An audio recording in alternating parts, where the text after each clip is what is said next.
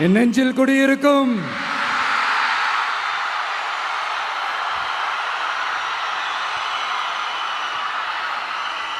தமிழக மக்கள் உங்கள் அனைவருக்கும் என்னுடைய வணக்கமும் என்னுடைய நன்றிகளும். குறிப்பா திருச்சி கிழக்கு தொகுதி மக்கள் உங்கள் அனைவருக்கும் என்னுடைய ஸ்பெஷல் வணக்கமும் ஸ்பெஷல் நன்றிகளும். இதை நான் ஏன் இப்படி சொல்றேன்னா, என்னை இப்போ பெரம்பூர் தொகுதி எம்எல்ஏன்னு தான் சொல்லுவாங்க. பட் ஆனால் அது எலெக்ஷன் கமிஷனோட அந்த சட்ட விதிகளுக்கு மட்டும்தான் அப்படி. ஆனால் என்னை பொறுத்த வரைக்கும், தமிழ்நாட்டை பொறுத்த வரைக்கும், தமிழ்நாட்டுக்கு எப்படி திருச்சி ஒரு இதயம் மாதிரியோ, அந்த மாதிரி என்னோட இதயத்துக்கு திருச்சி கிழக்கு தொகுதி மக்களும் ரொம்ப ரொம்ப ரொம்ப க்ளோஸ் தான். அதில் எந்த மாற்றமும் கிடையாது. சரிங்களா?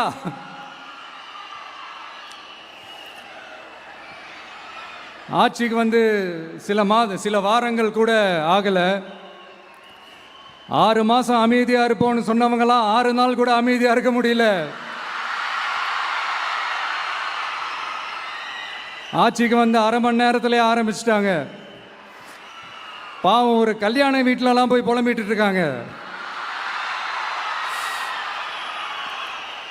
நான் சொன்னதெல்லாம் நடக்குதா? 1 by 1 எல்லா புலம்பல்ஸும். அது மாதிரி இத்தனை வருஷமா மாற்றி மாற்றி உங்களை ஏமாத்திக்கிட்டு இருந்த இந்த 2 பேரையும் வேண்டாம்னு சொல்லி ஒதுக்கிட்டு உங்களுக்காக உண்மையா உழைக்க வந்த உங்க விஜய, உங்க அண்ணனை, உங்க தம்பிய முதல் அமைச்சரா இல்ல முதல் சேவகனா ஆக்கியிருக்கிறீங்க. தலை வணங்கி ஒட்டுமொத்த தமிழக மக்களுக்கும் இந்த நேரத்தில் என்னுடைய நன்றியை தெரிவிச்சுக்கிறேன். இந்த நேரத்தில் எங்களுக்கு ஆதரவு தெரிவித்த அத்தனை இயக்கங்களுக்கும், அத்தனை இயக்கத்தின் தலைவர்களுக்கும் மீண்டும் என்னுடைய நன்றியை தெரிவிச்சுக்கிறேன்.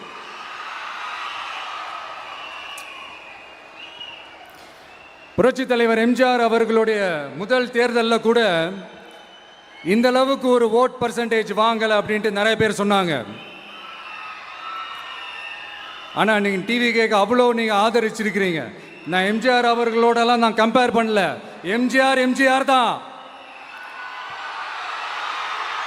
ஆனால் நாம பெரியார், அண்ணா, எம்ஜிஆர் அவர்கள் வழியில் ஒரு அன்பா உழைக்க வந்த உங்க விஜய், அவ்வளவுதான். 1977 நீங்க போடாத ஓட்டை 2026 நீங்க போட்டிருக்கிறீங்க. என்ன ஒன்று, இன்னும் கொஞ்சம் அதிகமாக ஆதரிச்சிருந்தீங்கன்னா கொஞ்சம் நல்லா வந்திருக்கும். பட் பரவாயில்ல, ஃப்யூச்சரில் வரப்போகிற எல்லா தேர்தலையும் உங்களுடைய முழு சப்போர்ட்டை என்னால் வாங்க முடியுன்ற அந்த ஒரு நம்பிக்கை இப்போ என் மனசில் ரொம்ப ஆழமாக பதிஞ்சிருக்கு. ஏன்னா நீங்கள் அமைச்சு கொடுத்துருக்கிற இந்த ஆட்சியில் எல்லா நன்மைகளையும் நீங்கள் கண்கூடா பார்க்க தான் போறீங்க அப்படின்ற அந்த கான்ஃபிடென்ஸும் இப்போ என் மனசில் ரொம்ப ஆழமாக பதிஞ்சிருக்கு. யார் எந்த நிலைமைக்கு எந்த பொசிஷனில் போனாலும் இந்த கிண்டலும் கேலியுமா பேசுறது இருக்கத்தானே செய்யும். நம்மளை பற்றி, நம்ம அரசியலை பற்றி, நம்ம பேச்சை பற்றி இந்த கிண்டலும் கேலியுமா பேசிட்டு தானே இருப்பாங்க. அவங்க எல்லாருக்குமே என் சைட்லேருந்து ஒரே ஒரு ரிக்வெஸ்ட், தயவு செஞ்சு நிப்பாட்டிடாதீங்க. தயவு செஞ்சு கண்டினியூ பண்ணுங்க. நீங்க தான் என்னோட எனர்ஜி ஃபோர்ஸ். நீங்க பேசிக்கிட்டே இருங்க. நான் மக்களுக்கு தேவையான நல்லதை செஞ்சுக்கிட்டே இருப்பேன். அடுத்து இப்போ நம்ம புதுசாக அந்த சூட்லாம் போட்டு வரோம்ல, அதை பற்றி கூட நிறைய பேர், ஏன் நாமெல்லாம் கோட் சூட்லாம் போடக்கூடாதா? அதிகாரம் செய்கிறவங்களும் ஆதிக்க சக்திகளும் மட்டும்தான் கோட் சூட்லாம் போடணுமா என்ன? அப்பெல்லாம் எதுவுமே கிடையாது. நான் என்ன கலராக போட்டு வரேன், 2 கலர். நம்ம எல்லாரும் மனசு மாதிரியே பிளாக் அண்ட் ஒயிட். எல்லாத்திலும் பிளாக் அண்ட் ஒயிட்டா இந்த விஜய் இருப்பான் அப்படின்னு காட்டுறதுக்கு தான் அந்த கலர். அடுத்து அந்த பிளாக் கூட யாரை குறிக்கும் எதை குறிக்கும்ன்றது நான் சொல்லி தான் தெரியணும்னு அவசியம் இல்லை, அது உங்களுக்கே நல்லா தெரியும். எல்லாத்துக்கும் இப்படி வழக்கம் சொல்லிக்கிட்டு நசன் பேசுகிற டைப்பும் நம்ம கிடையாது. உங்களுக்கே தெரியும், அதிகபட்சமாக எல்லா மீட்டிங்கிலும் 20 நிமிஷம்குள்ளே தான் நான் பேசியிருக்கிறேன். அதனால் இப்போ மக்கள் என்கிட்ட என்ன சொல்கிறாங்க அப்படின்னா, இந்தப்பா விஜய், நீ எங்களுக்காக உழைக்கிறதுக்காக வந்திருக்கிற, அந்த வேலையை மட்டும் பாரு, உன்னை பற்றி பேசுகிறவங்கள நாங்கள் பார்த்துக்கிறோம் அப்படின்னு சொல்லிட்டாங்க. சரி, ஆனது ஆச்சு. இப்போ என்ன, உனக்கு எதிரிகளே இல்லையா அப்படின்லாம் கேட்டால் அப்படிலாம் நான் சொல்ல மாட்டேன், அப்படிலாம் நான் நினைக்கவும் மாட்டேன், அப்படி நினைக்கவும் கூடாது. இப்பவும் சொல்கிறேன், அரசியல் ரீதியாக சொல்கிறேன், 2 பேருக்கு நடுவில் தான் போட்டியே. ஒன்று இன்னொன்று, எஸ், ஒன்று டிவிக்கு, இன்னொன்று டிஎம்கே. இதுக்கு நடுவில் வேற யாருக்கும் எந்த வேலையும் கிடையாது. ஏதாவது இருக்குன்னு சொல்றீங்க? எலெக்ஷனுக்கு முன்னாடியும் அவங்களுக்கு ஒரு வேலையும் இல்லை, இப்ப எலெக்ஷனுக்கு அப்புறம் சுத்தம். ஆனா இந்த திமுகவும் மற்றும் பலரும் ஒன்னா சேர்ந்துக்கிட்டு இந்த விஜயோட ஆட்சி வந்துடக்கூடாதுன்னு சொல்லி ஒரு கூத்து ஒன்று பண்ணாங்களே, அந்த கடைசி 5 நாள், அடாடாடாடாடா, நமக்கெல்லாம் ஓஹோ இப்படியெல்லாம் கூட நடக்குமோ என்ன கூத்துங்கிறீங்க. ஆனா ஃபியூச்சர் என்னவா இருக்குன்றதை மட்டும் இப்ப நான் சொல்றேன். உங்களுக்காக உண்மையா உழைக்க வந்த இந்த விஜயா, இல்ல இந்த விஜயோட ஆட்சி அமைஞ்சிடக்கூடாதுன்னு தடுக்க நினைச்ச ஸ்டாலின் சாரா, அவ்வளவுதான். இதுக்கு நடுவில் வேற யாரும் எந்த அல்லு சில்லும் உள்ள வந்து நம்மளை தடுக்கிறதோ எதிர்க்கிறதோ ஏதாவது பண்ணாங்கன்னா நிர்வாகம் அதுக்கு பொறுப்பில்லை ராஜா, நிர்வாகம் அதுக்கு பொறுப்பில்லை. ரிசல்ட் என்னவா வரும்ன்றது அது உங்களுக்கே நல்லா தெரியும். நம்மளை ஏளனமா பேசுறதா நினைச்சு அவங்களுக்கு ஆப்பு வச்சுக்கிறாங்க. திமுக நம்மளை தடுக்க, திமுக நம்மளை எதிர்க்க, திமுக நம்மளை அவமானப்படுத்த அத்தனையும் நமக்கு நன்மையே.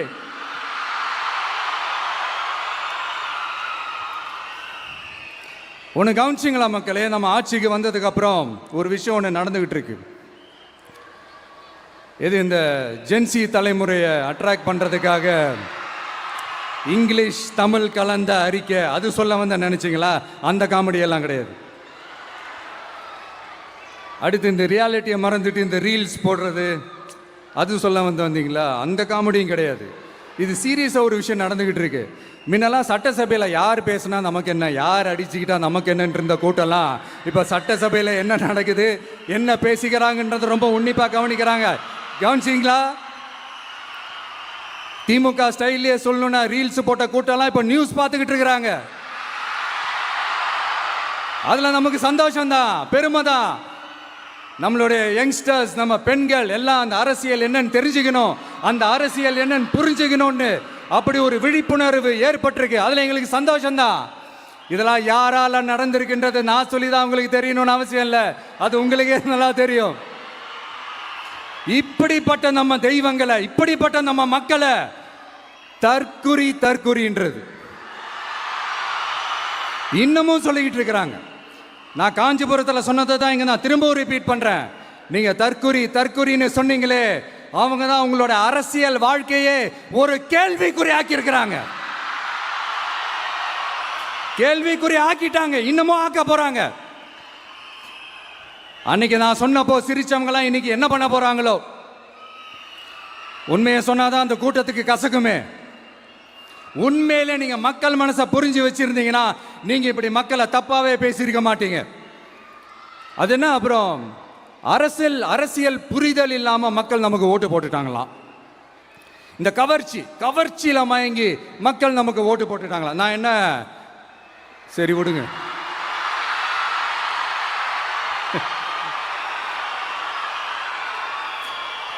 மக்கள் அவங்களுக்கு ஓட்டு போட்டா அந்த மக்கள் நல்லவங்களாம், அதே மக்கள் நமக்கு ஓட்டு போட்டா அந்த மக்கள் கெட்டவங்களா, தற்குறியா.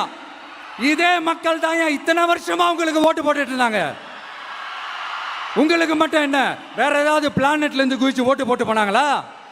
தற்கொரியாமா, தற்கொரி நல்லா வருது, வேணான்னு பாக்குறேன். எங்க அண்ணன் விஜயகாந்த் அண்ணன் சொல்ற மாதிரி,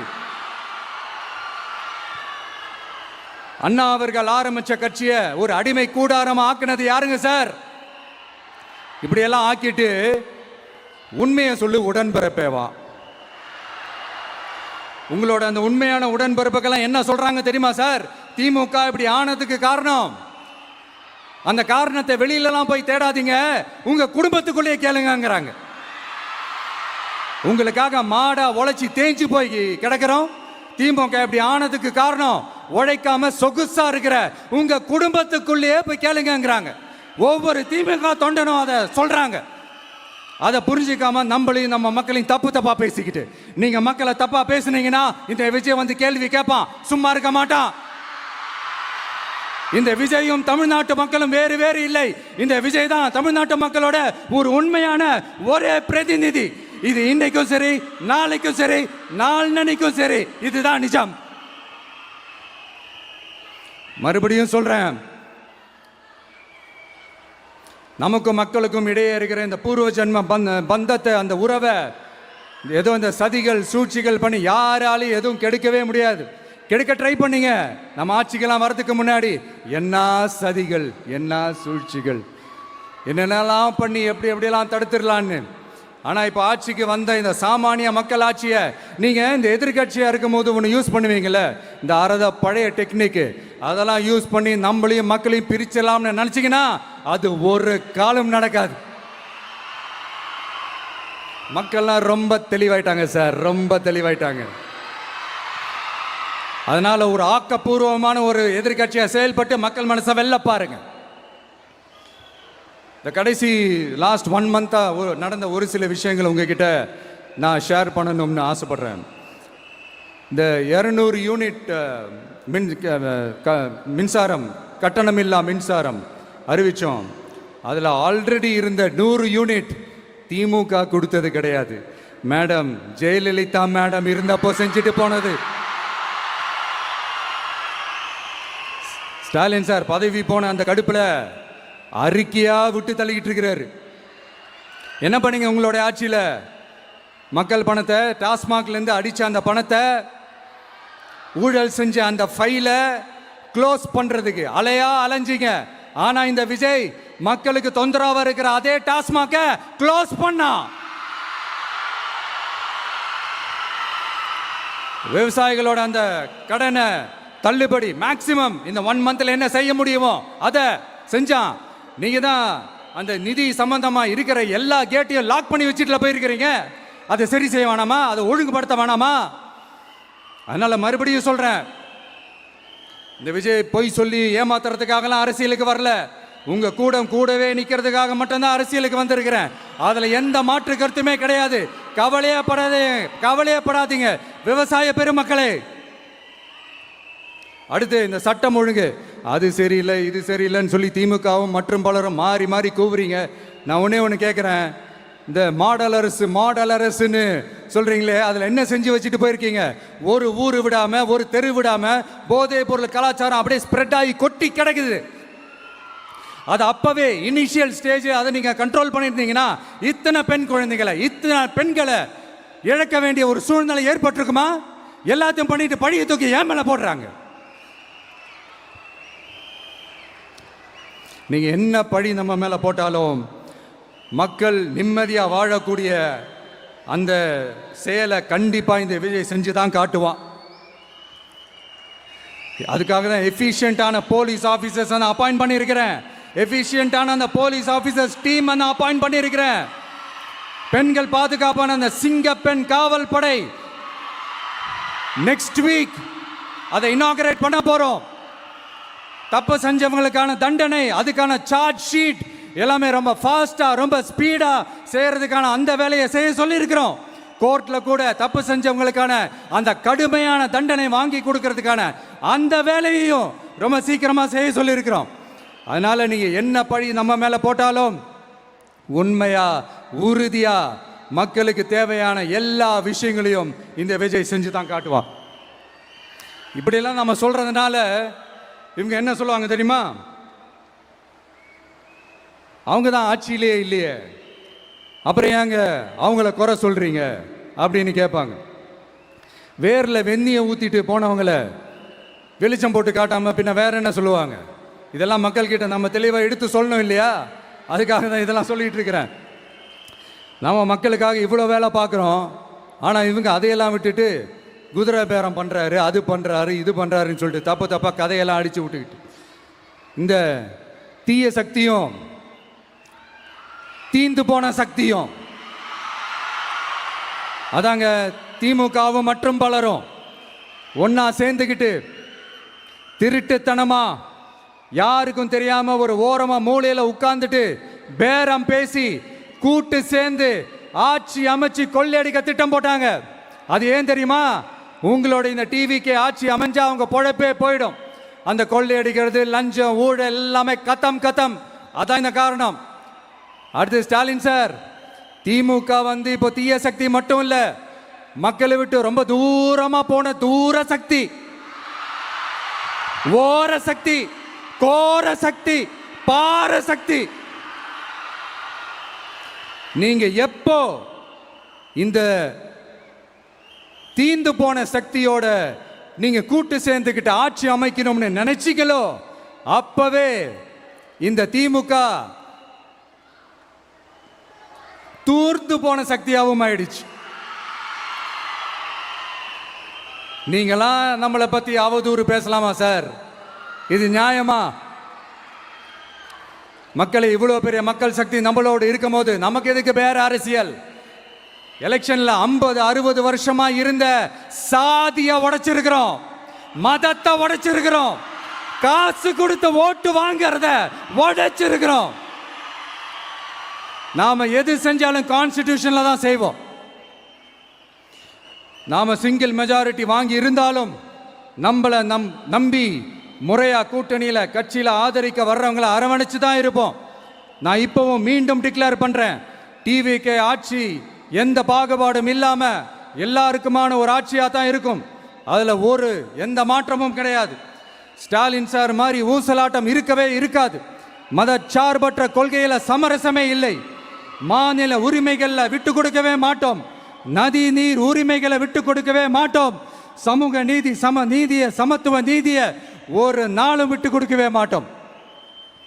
அதனால திருச்சி கிழக்கு தொகுதி மக்களே, தமிழ்நாட்டில் இருக்கிற 234 தொகுதியும் நம்ம தொகுதி தான்.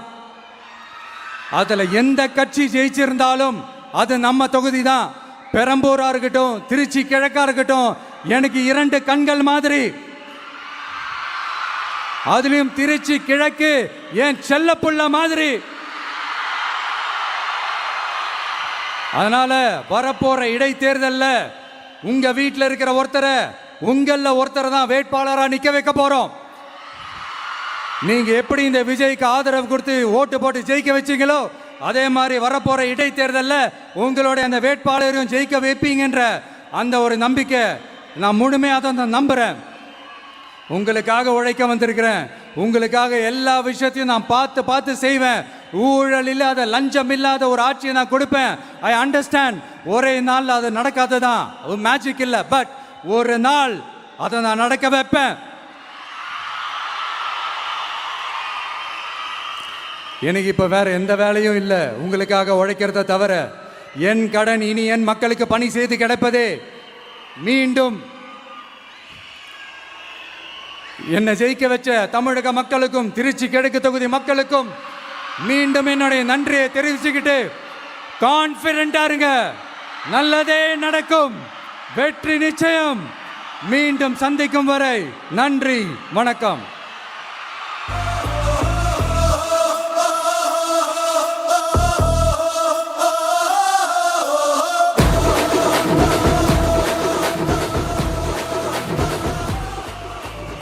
பணநாயகத்தை உடைத்த எங்கள் ஜனநாயகம் தமிழ்நாடு புது வரலாற்றை உருவாக்கிய மாண்புமிகு முதலமைச்சர் அவர்களுக்கு பரிசு வழங்கி சிறப்பு செய்வதற்காக மூத்த அரசியல் தலைவர் மதிப்பிற்குரிய திரு வெல்லமண்டி நடராஜன் அவர்களை அரங்கம் நிறைந்த கரவொலியோடு அன்போடு அழைக்கிறோம்.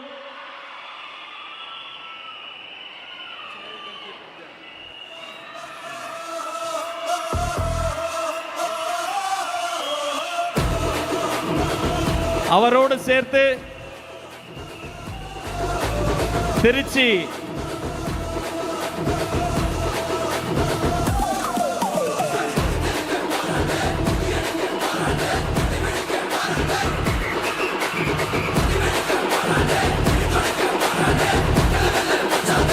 வெற்றி தலைவர் அவர்களுக்கு செங்கோலை பரிசாக வழங்குகிறார் அண்ணன் அவர்கள்.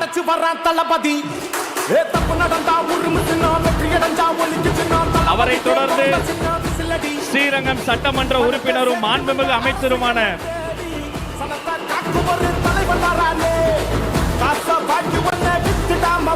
அன்பு சகோதரர் திரு ரமேஷ் அவர்கள்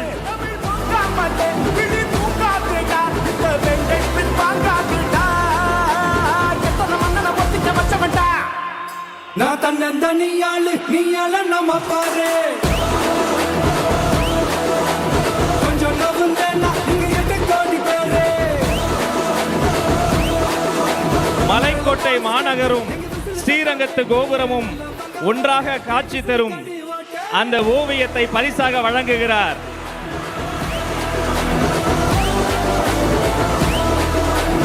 இன்று திருச்சியை படத்தில் தருகிறார், அன்று திருச்சியை தேர்தல் களத்தில் தந்துவிட்டார். அவரை தொடர்ந்து மதிப்பிற்குரிய வாரிய தலைவர் கூபா கிருஷ்ணன் அவர்களின் சார்பில் வெள்ளி செங்கோலை பரிசாக வெற்றி தலைவரின் கரங்களில் தருகிறோம்.